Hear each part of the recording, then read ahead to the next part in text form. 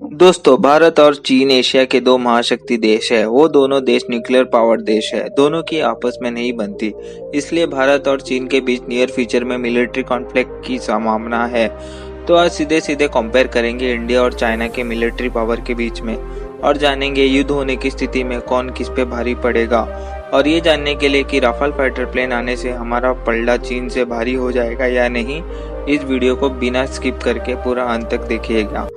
आगे की वीडियो देखने से पहले आपसे अनुरोध करूंगा कि अगर आप इस चैनल में नए हो तो प्लीज सब्सक्राइब कर दीजिएगा चैनल को और बेल आइकन का घंटा दबा दीजिएगा ताकि आपको इसी तरह का वीडियो आप तक पहले पहुंचे।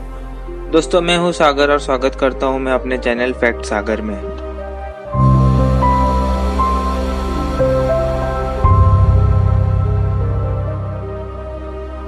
इन दोनों देश का पावर कंपेयर करने के लिए हमें इनकी जल, थल और वायु सेना के ताकतों के बारे में जानना होगा।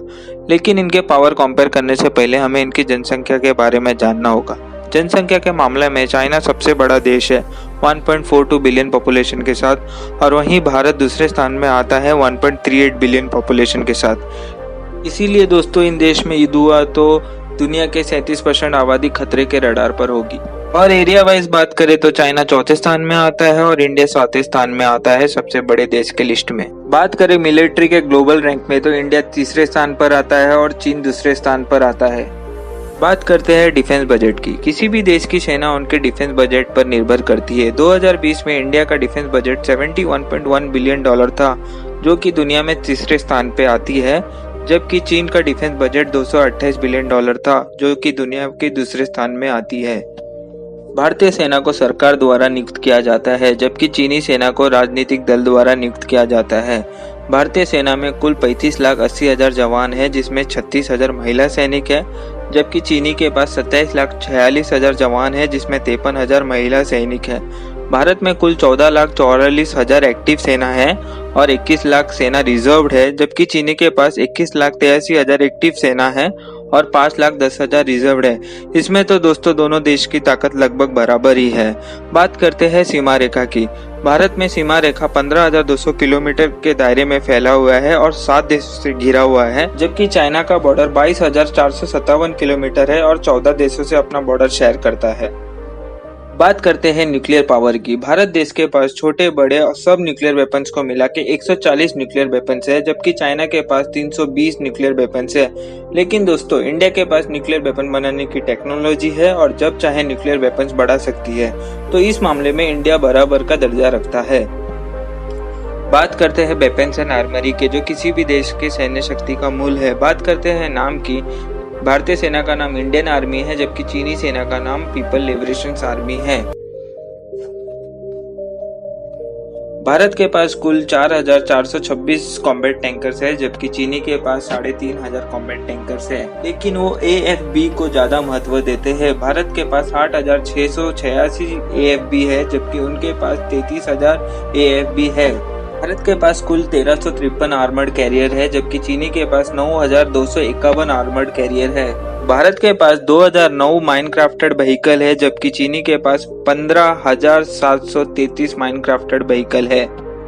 भारत के पास 235 सेल्फ प्रोपेल्ड आर्टिलरी है, जबकि चीनी सेना के पास 3,800 सेल्फ प्रोपेल्ड आर्टिलरी है। बात करें बैलिस्टिक मिसाइल्स के तो भारत के पास टोटल 266 बैलिस्टिक मिसाइल्स है, जो 2,000 किलोमीटर से 5,000 किलोमीटर तक का रेंज रखता है।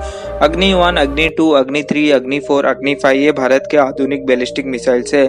पर चीन इस मामले में भारत से बहुत आगे। उनके पास 10 गुना ज्यादा बैलिस्टिक मिसाइल है। उनके पास टोटल 2,650 बैलिस्टिक मिसाइल्स है। टोटल आर्टिलरी की बात करें तो भारत के पास 4,295 आर्टिलरी है, जबकि चीन के पास 7,400 आर्टिलरी है। अब आते हैं जल सेना यानी नेवी में। भारतीय जल सेना का नाम इंडियन नेवी है, जबकि चीनी जल सेना का नाम पीपल लिबरेशन आर्मी नेवी है। भारत के पास total 285 fleet strength, 19 corvettes, 13 frigates, 10 destroyers, 16 submarines, 3 mine craft warfare और 1719 माइनक्राफ्ट मरीन्स है। और इन सबको ऑपरेट करने के लिए भारत के पास कुल 13 पोर्ट्स है, जबकि चाइना के पास total 777 fleet strength, 50 corvettes, 52 frigates, 36 destroyers, 74 submarines, 29 mine warfare और 4610 माइनक्राफ्ट मरीन्स है और ये सबको ऑपरेट करने के लिए उनके पास 22 पोर्ट्स हैं। अब आते हैं वायुसेना यानी एयरफोर्स में। दोस्तों आज तो सभी को पता होगा कि सिर्फ थल सेना से लड़ाई नहीं की जाती है, इसलिए दोनों देश ने अपना एयरफोर्स में काफी ध्यान दिया है और भारत ने हाल ही में ही फ्रांस से 5 रफाल फाइटर प्लेन खरीदा है जो अपनी वायुसेना को और मजबूती देगी। बात करते हैं नाम की, तो भारतीय वायुसेना का नाम इंडियन एयरफोर्स है जबकि चीनी वायुसेना का नाम प्लाफ है। बात करते हैं एयरक्राफ्ट की, भारतीय सेना के पास टोटल 2123 एयरक्राफ्ट है जबकि चीनी सेना के पास 3210 एयरक्राफ्ट है। भारत के पास टोटल 538 कॉम्बैट एयरक्राफ्ट है जबकि चीनी सेना के पास 1232 एयरक्राफ्ट है। भारत के पास टोटल 172 अटैक एयरक्राफ्ट है जबकि चीनी के पास 371 अटैक एयरक्राफ्ट। भारत के पास कुल 172 अटैक एयरक्राफ्ट है जबकि चीन के पास 111 अटैक एयरक्राफ्ट है। चाइना के पास 5th जनरेशन के 50 प्लेन हैं और उनमें से ज्यादातर चाइना ने ही बनाए हैं, जबकि भारत के पास एक भी 5th जनरेशन प्लेन नहीं है और उनके पास ऑपरेट करने के लिए 346 एयरपोर्ट्स है चाइना के 507 एयरपोर्ट्स के तुलना में। दोस्तों चाइना के पास सुपीरियर आर्मी, बेहतर फाइटर प्लेन्स और हमसे अच्छा इंफ्रास्ट्रक्चर है, लेकिन दोस्तों भारत से लंबी युद्ध के दौरान उनको लाइन ऑफ एक्चुअल कंट्रोल से 200 से 300 किलोमीटर के रेंज में डिप्लॉय करना पड़ेगा, जो कम समय में करना बिल्कुल भी आसान नहीं है क्योंकि ज्यादातर उनकी इंफ्रास्ट्रक्चर साउथ चाइना बॉर्डर की तरफ है। लेकिन दोस्तों इंडिया का इंफ्रास्ट्रक्चर हिमालयन टेरेन में ही वेस्ट और डेवलप्ड है। इसी तरह इंडियन मिलिट्री फोर्स ज्यादा फास्ट रिएक्ट कर सकती है और कम समय में मुंह तोड़ जवाब दे सकती है। चाइना भी हिमालयन रीजन में अपनी इंफ्रास्ट्रक्चर बनाने की कोशिश में है जिसका मुंह तोड़ जवाब भारतीय सेना दे रही है। हाल ही में ही जून 2020 में गलवान घाटी में हुए हलचल के बीच भारतीय सेना के 20 जवान शहीद हुए थे और चाइना के 40 जवान शहीद हुए थे। इसलिए दोस्तों इंडिया और चाइना के बीच में मिलिट्री कॉन्फ्लिक्ट कभी भी संभव है। लेकिन दोस्तों हमारा ये वीडियो बनाने का उद्देश्य ये नहीं है कि इन दोनों देश के बीच में जंग लगाना है, बल्कि ये बताना था कि दोनों देश के बीच में युद्ध का परिणाम कितना विनाशकारी हो सकता है और मानव इतिहास में जान मान का कितना नुकसान हो सकता है। इसलिए दोस्तों बेवजह वॉर मॉन्जरिंग का हिस्सा नहीं बनिए, क्योंकि दोस्तों हम कुछ भी बदल सकते हैं लेकिन अपने पड़ोसी नहीं बदल सकते, चाहे वो पाकिस्तान हो या चाइना। इसलिए जब तक इन दोनों देश के बीच कुछ शांति समझौता तक नहीं पहुंचते तब तक एशिया के इन पार्ट्स में डेवलपमेंट धीमी होती रहेगी। आप क्या सोचते हैं दोस्तों, नीचे कमेंट करके जरूर बताएगा। थैंक यू दोस्तों मेरा पूरा वीडियो देखने के लिए। प्लीज लाइक कर दीजिएगा, पसंद आया तो ये वीडियो मुझे बहुत मोटिवेट करता है आपका लाइक्स और कमेंट्स। जय हिंद।